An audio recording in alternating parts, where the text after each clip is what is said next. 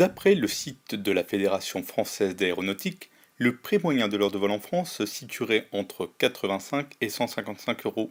Cela bien entendu en fonction de la localisation de l'aéroclub et du type d'avion. Mais vous êtes-vous déjà demandé ce qui était inclus dans cette heure de vol? Qu'est-ce que vous payez vraiment?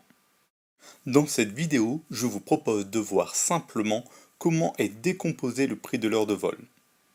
Nous verrons par exemple que le carburant n'est pas, contrairement à ce que l'on croit, le coût le plus important. Le prix de l'heure de vol est décomposé en coûts fixes et en coûts variables. Les coûts fixes, comme leur nom l'indique, sont des coûts qui ne varient pas au cours de l'année, notamment en fonction du nombre d'heures de vol effectuées par l'avion. Parmi les principaux coûts fixes, on va retrouver tout ce qui touche à la cellule, achat ou remplacement de l'avion, la location du hangar pour stationner l'avion, et l'assurance.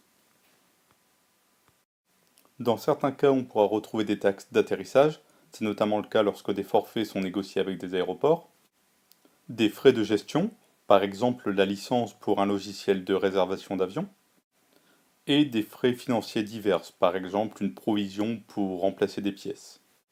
Pour répartir les frais fixes sur le prix de l'heure de vol, l'aéroclub va tout d'abord déterminer le nombre d'heures de vol que va devoir effectuer l'avion, généralement en utilisant les statistiques sur les années précédentes.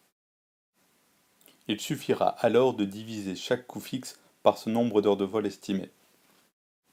Prenons par exemple un avion pour lequel on a estimé son nombre d'heures de vol à effectuer sur une année à 300. Son prix d'achat est de 60 000 euros. On espère l'utiliser 10 ans. Le coût fixe à l'année est donc de 60 000 divisé par 10, soit 6 000 euros par an. Et donc un coût fixe à l'heure de vol de 6 000 divisé par 300 heures, soit 20 euros. On peut faire la même chose avec la location du hangar. Admettons que le loyer soit de 1 200 euros à l'année, ça ferait donc 4 euros par heure de vol. Pour l'assurance, donc une prime à l'assurance de 3 000 euros à l'année, soit 3 000 divisé par 300 égale 10 euros par heure de vol. Enfin, 1 000 euros de frais financiers divers, ça ferait environ 3,3 euros par heure de vol. On comprend rapidement que le nombre d'heures de vol effectuées est très impactant. Si l'avion effectue le nombre d'heures de vol estimé, on sera dans les clous. S'il effectue moins d'heures de vol que prévu, on sera déficitaire. Donc c'est généralement le cas lorsque l'avion est immobilisé au sol pour problème mécanique. Enfin, si l'avion fait plus d'heures que prévu, dans ce cas, on sera bénéficiaire. La seconde famille de coûts qui entre dans le calcul de l'heure de vol, ce sont les coûts variables. Comme leur nom l'indique, ce sont des coûts qui vont varier en fonction du nombre d'heures de vol effectuées par l'avion. Donc un exemple très simple, si je ne vole pas, donc je ne consomme pas de carburant. Parmi les principaux coûts variables, on va donc retrouver le carburant, le changement du moteur, le changement d'hélice et la maintenance. Pour le carburant, c'est très simple, on va prendre la consommation moyenne horaire de l'avion que l'on va multiplier par le prix du litre de carburant. Par exemple, mon avion consomme en moyenne 25 litres par heure. Le prix de l'avgaz 100 ll est de 1,8 euros par litre. On aura donc un coût du carburant à l'heure de 25 fois 1,8 égale 45 euros. Comme je l'ai dit au début de la vidéo, la part du carburant dans le prix de l'heure de vol n'est pas la plus importante. On est plus autour de 30% pour l'avgaz 100 ll et on descend même à 15% pour le diesel. Le deuxième coût variable correspond au changement de moteur.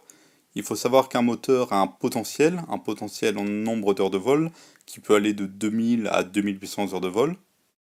Par exemple, on décide ici d'acheter un moteur neuf, donc à 20 000 euros. Ce moteur a un potentiel de 2500 heures. On a donc un coût moteur à l'heure de 20 000 divisé par 2500, soit 8 euros. Tout comme le moteur, l'hélice possède un potentiel, qui dépend de sa matière, etc. Par exemple, environ 2000 heures de vol pour une hélice en acier. Donc pour le calcul, on divise le prix de l'hélice par le potentiel en heures de vol. L'avion est soumis à plusieurs maintenances au cours de sa vie. Pour calculer le coût, on va donc prendre le prix de la maintenance divisé par le nombre d'heures de vol avant la prochaine maintenance. Les visites sont faites à intervalles réguliers, donc il y a une visite des 50, 100, 200 et 1000 heures. Plus la visite est lointaine, plus elle est complexe et donc onéreuse.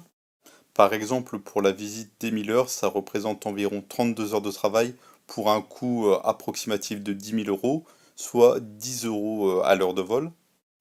Dans cette vidéo, j'ai évoqué les principaux coûts qui entrent dans le calcul de l'heure de vol, mais c'est loin d'être exhaustif. Ce qu'il faut retenir, c'est que le carburant, c'est pas ce qui coûte le plus cher, et qu'enfin, pour faire baisser le prix de l'heure de vol, il faut que l'avion vole beaucoup. Un avion qui est au sol, c'est un avion qui coûte cher. Voilà, je vous dis à très bientôt.